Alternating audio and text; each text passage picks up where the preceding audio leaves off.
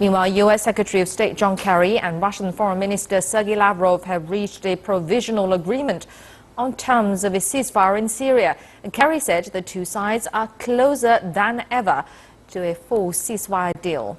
Jim Spellman has more details.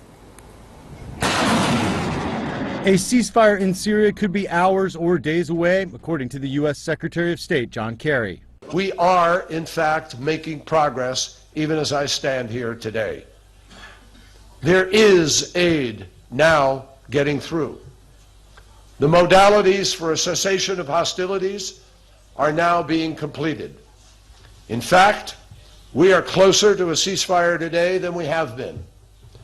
And I take nothing for granted about this. Syrian President Bashar al-Assad says his government is prepared to honor the ceasefire, but that a cessation of hostilities must not provide an opportunity for U.S.-backed anti-government forces to rearm and regroup.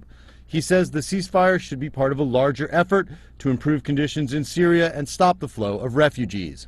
It's not only about Syria, it's about the rest of the world. First of all, Europe should lift the embargo on the Syrian people, not the Syrian. They don't make embargo on the Syrian government. It's against the Syrian people.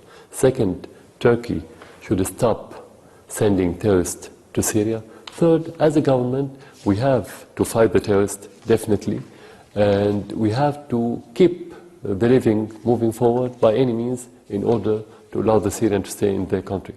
Kerry expects the U.S. President Barack Obama and Russian President Vladimir Putin to speak on the phone soon to finalize terms of the ceasefire.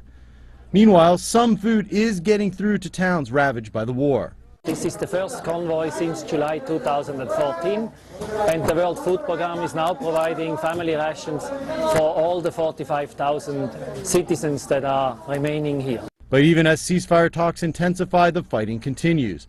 Weekend bombings in homes in Damascus killed dozens and wounded even more.